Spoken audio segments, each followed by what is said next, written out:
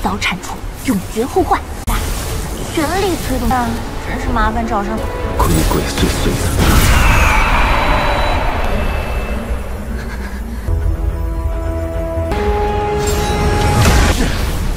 你们是哦，是吗？这人乃鬼灵门少主的。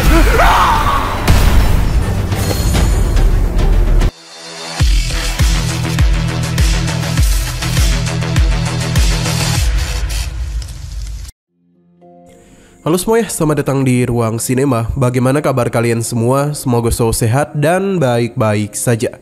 Sesuai jadwal, jadi pada hari ini kita akan kembali melanjutkan series Donghua Record of Mortal Journey to Immortality season keempat episode terbaru.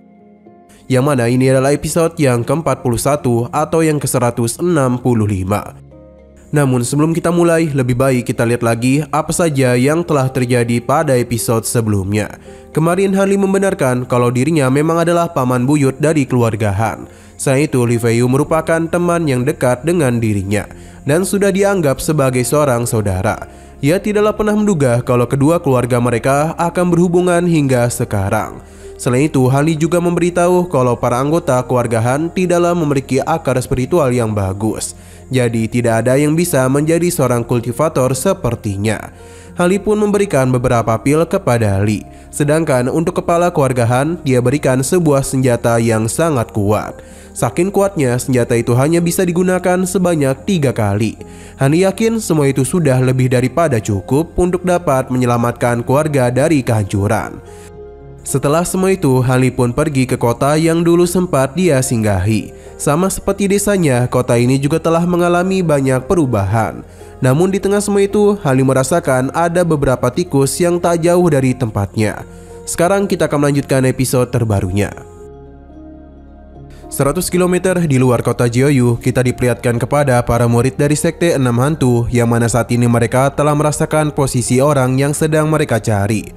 Bisa dikatakan kalau posisi dari bayi roh sudah berhasil ditemukan. Tapi saat ini ia tidaklah bergerak, yang membuat mereka penasaran sebenarnya apa yang terjadi.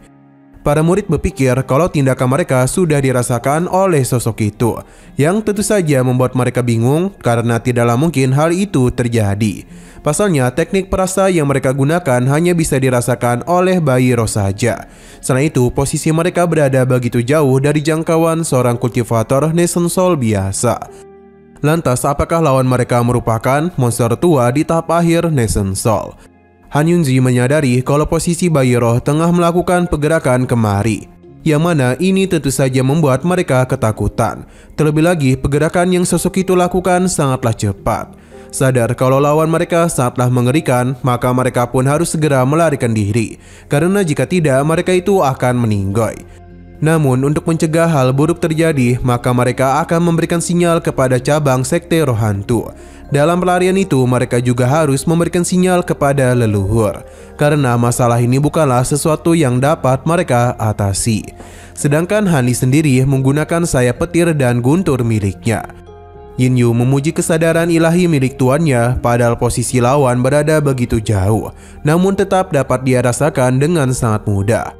Bagi Hanli, ini bukanlah masalah yang serius.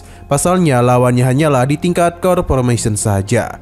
Hanli tidak akan membiarkan mereka lari begitu saja, karena dia penasaran mengapa orang-orang itu melakukan pelacakan kepadanya. Yin Yu setuju, pasalnya mereka harus menghabisi orang-orang itu demi menyelesaikan masalah. Namun Hanli kembali merasakan kelompok lainnya.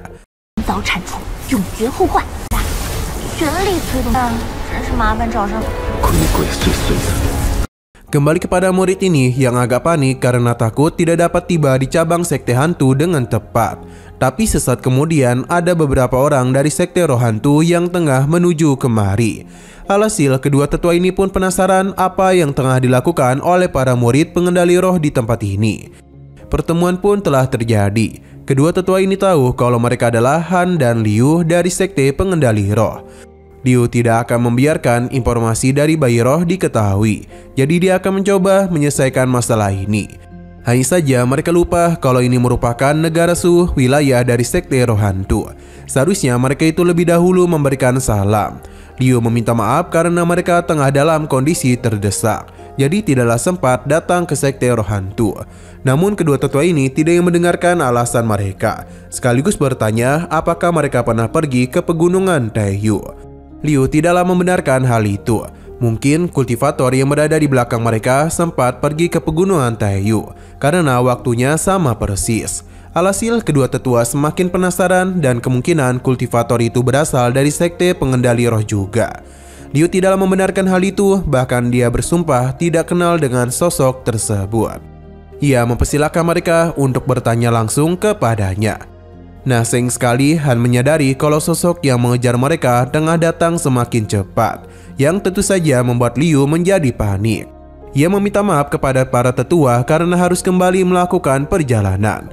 Hanya saja tetua ini menahan kepergian mereka. Pasalnya mereka tengah ditugaskan untuk menyelidiki kematian dari keturunan Si Hyun. Tetua ini curiga kalau mereka tengah menyembunyikan sesuatu.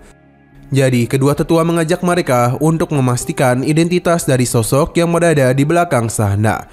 Jika mereka tidak mau, maka pertarungan harus dilakukan. Sadar kalau sosok di belakang sana sangat kuat, jadi Han dan Liu berencana untuk melawan kedua tetua ini saja.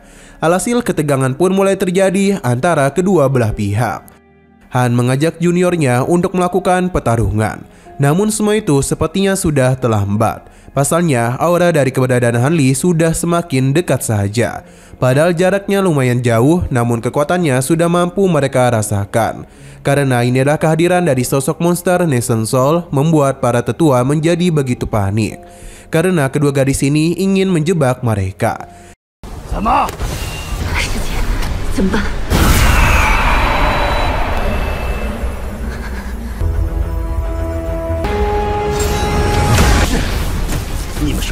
Tidak mau meninggoy, pelarian pun mulai dilakukan. Pasalnya mereka harus melaporkan hal ini kepada leluhur mereka. Pelarian langsung saja dilakukan, di mana Han dan Liu memilih untuk berpisah saja. Karena salah satu dari mereka harus ada yang selamat. Sesaat kemudian Han Li pun datang. Ia dapat merasakan tadi ada orang-orang dari sekte roh hantu. Setidaknya ada 17 orang yang tengah melarikan diri dengan arah yang berbeda. Sayang sekali semua itu bukanlah masalah untuk Han Li, karena dirinya memiliki sebuah rencana. Pedang-pedang gunturnya mulai dia keluarkan untuk menghabisi para keronco dari sekte hantu. Sedangkan tetua ini berusaha untuk terus melarikan diri. Ia juga membanggakan teknik larinya yang tidak kalah hebat jika dibandingkan kultivator Nation Soul. Tapi Han Li merasa itu tidak benar. Berhubung tetua ini sudah kelelahan, jadi Han Li akan memberikannya tumpangan. Dalam sekejap tetua ini langsung dirinya tangkap. Ia mencoba memohon, pasalnya dia adalah murid dari petapa Suhun, sekaligus penjaga dari Tuan Muda Sekte Roh Hantu. Han Li sangatlah mengenalnya karena dulu mereka pernah saling bertemu. Dalam satu kali serangan saja, Han Li langsung menghabisi tetua ini dengan sangat mudah. Selain itu, hartanya juga telah diambil alih olehnya. Oh, 是吗？ 这人乃鬼灵门少主的。 Di sisi lain, tetua ini tidaklah menduga Tuan Tong mati dalam waktu yang singkat. Ia penasaran siapakah sosok ini sampai tidak takut bermusuhan dengan sekte roh hantu. Ia harus segera memberikan kabar ini kepada gurunya. Tetua itu bahkan menambahkan kecepatannya dengan darah miliknya. Tapi semua itu bukanlah masalah untuk Han Li.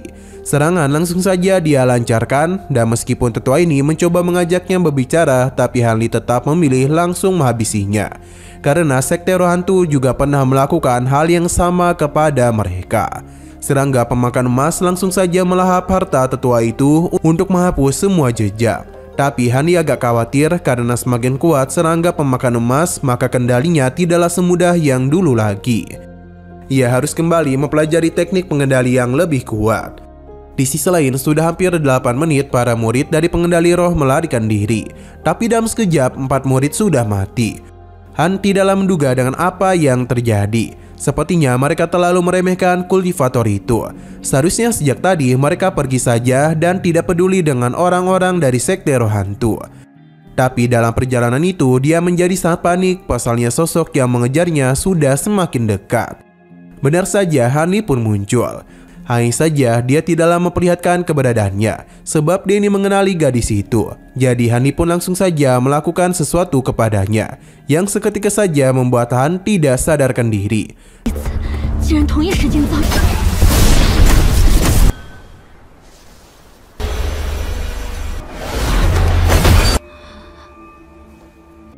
Sampai pada akhirnya malam pun tiba.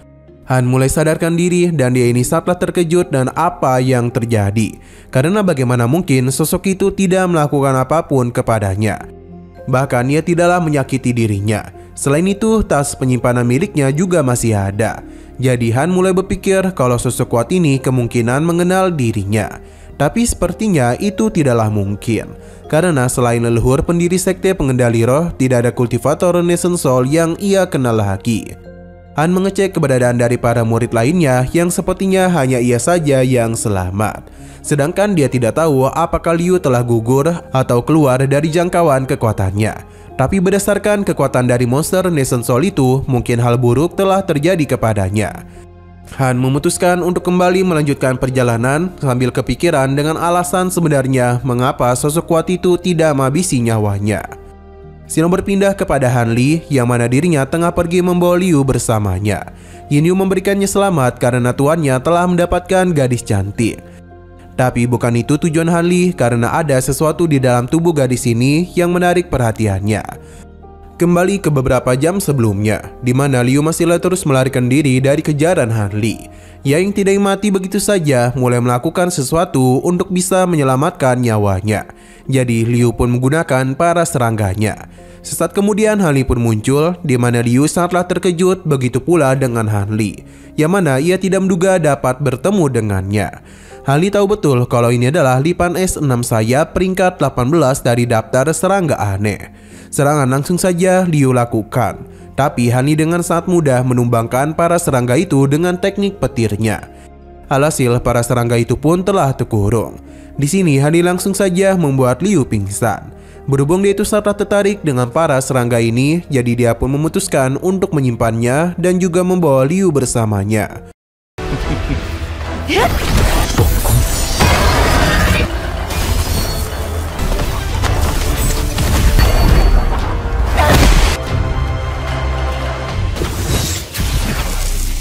Tapi Yin Yu agak bingung padahal tuannya sudah menyimpan tihun dan serangga pemakan emas.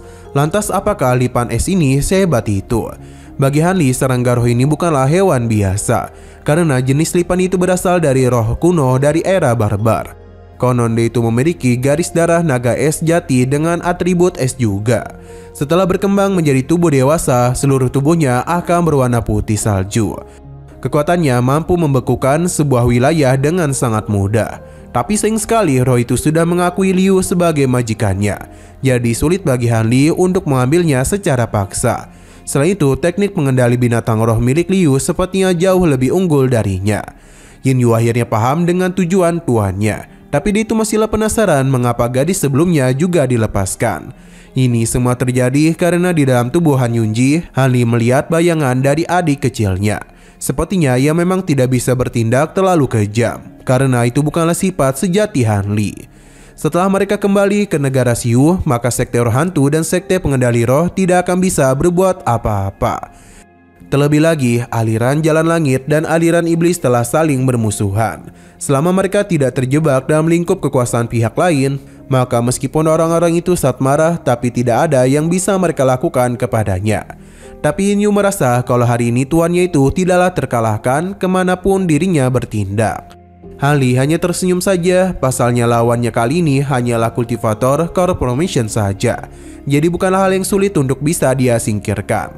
Han Li juga masihlah belum tahu di mana batas kekuatannya jika berhadapan dengan sosok di ranah yang sama.